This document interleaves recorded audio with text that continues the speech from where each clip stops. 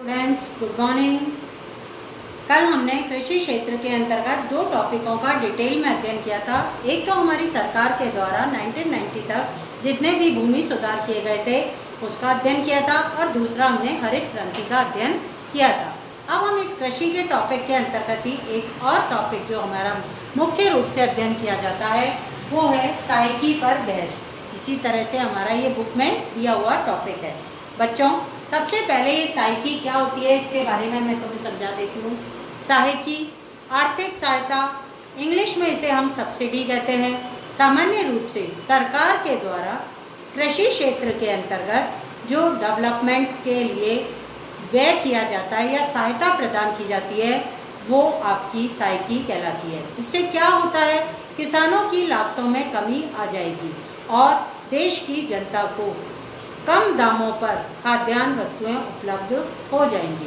सरकार के द्वारा ये कदम क्यों उठाया गया, सरकार के द्वारा ये कदम कब तक उठाया जाना चाहिए था और किस तरह से छोटे किसान, बड़े किसान, किस किस ने इस सहायकी का फ़ायदा उठाया, क्या अब भी सहायकी मिलनी चाहिए किसानों को, ये सब टॉपिक हमारे इसके अंतर्गत चर्चा में रहेंगे। स्टार्ट करते हैं बच्चों। आजकल कृषि क्षेत्र को दी जा रही आर्थिक सहायता का आर्थिक औचित्य एक गर्मागर्म बहस का मुद्दा बन गया है। इस बात से तो सभी सहमत है कि किसानों के द्वारा या सामान्य रूप से छोटे किसानों के द्वारा विशेष रूप से नई जो तकनीक है HYV प्रौद्योगिकी को अपनाने के लिए प्रोत्साहित करने हेतु सहायकी दी जानी आवश्यक थी। किसान प्राय किसी भी नई प्रौद्योगिकी को जोखिमपूर्ण समझते हैं, क्योंकि अनपढ़ है ना हमारा किसान, गांव में रहता है, अशिक्षित है, फिर सीधा है, भोला है। ऐसी स्थिति के अंदर वो नई प्रौद्योगिकी को जोखिमपूर्ण समझते हैं। किसानों द्वारा नई प्रौद्योगिकी की परख के लिए सहायकी आवश्यक थी। कुछ अर्थशास्त्रियों का मत है कि एक बार प्रौद्योगिकी का लाभ मिल जाने तथा उसके व्यापक प्रचलन के बाद सहायकी धीरे धीरे समाप्त कर देनी चाहिए, क्योंकि उसका उद्देश्य तो पूरा हो गया। यही नहीं, यद्यपि सहायकी का दे तो किसानों को लाभ पहुंचाना है, किंतु उर्वरक सहायकी का लाभ बड़ी मात्रा में प्राय उर्वरक उद्योग और अधिक समृद्ध क्षेत्र के किसानों के द्वारा ही किसानों को ही पहुंचता है। अतः ये तर्क दिया जाता है कि उर्वरकों पर सहायकी जारी करने का कोई औचित्य नहीं है। इसमें लक्षित समूहों को लाभ नहीं होता है और सरकारी कोष पर अनावश्यक ही भारी बोझ पड़ता है। दूसरी ओर कुछ विशेषज्ञों का मत है कि सरकार को कृषि सहायकी जारी रखनी चाहिए, क्योंकि भारत में कृषि एक बहुत ही जोखिम भरा व्यवसाय है। क्योंकि हमारे यहाँ पर आज भी 48-50% मानसून पर निर्भर है कृषि कार्य।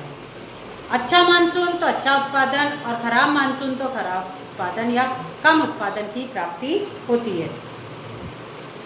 क्योंकि भारत में कृषि एक बहुत ही जोखिम भरा व्यवसाय है, अधिकांश किसान गरीब हैं।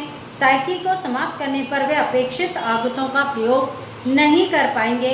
सहायकी समाप्त करने से गरीबी और अमीर किसानों के मध्य असमानताएं बढ़ेंगी, समता के लक्ष्य का उल्लंघन होगा। इन विशेषज्ञों का तर्क है कि यदि सहायकी से बड़े किसानों और उर्वरक उद्योगों को अधिक लाभ प्राप्त हो रहा है तो सही नीति सहायकी समाप्त करना नहीं, बल्कि ऐसे कदम उठाना है जिससे केवल निर्धन किसानों को ही सहायकी का लाभ प्राप्त हो सके।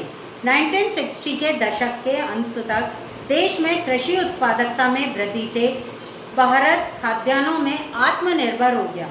ये बात सही है, हरित क्रांति ने इतना हमारे देश को, लोगों की आवश्यकताओं को पूरा करने का उत्पादित करना प्रारंभ कर दिया था। इसके बावजूद नकारात्मक पहलू ये रहा कि 1990 तक भी देश की 65% जनसंख्या कृषि से ही संलग्न रही या रोजगार प्राप्त करती रही। अर्थशास्त्री इस निष्कर्ष पर पहुंचते हैं कि जैसे जैसे देश संपन्न होता है, सकल घरेलू उत्पाद में कृषि के योगदान में और उस पर निर्भर जनसंख्या में पर्याप्त कमी आती जाती है। भारत में 1950 से 90 की अवधि में यद्यपि GDP में कृषि के अंशदान में भारी कमी आई है, पर कृषि पर निर्भर जनसंख्या के अनुपात में कोई कमी नहीं दिखाई दे रही है। जैसा कि 1950 में 67.50% जनसंख्या निर्भर थी, रोजगार प्राप्त कर रही थी, 1990 तक घटकर 64.9 67% से 64% कोई खास कमी नहीं है। आज भी लोग जीविकोपार्जन के लिए कृषि पर निर्भर थे।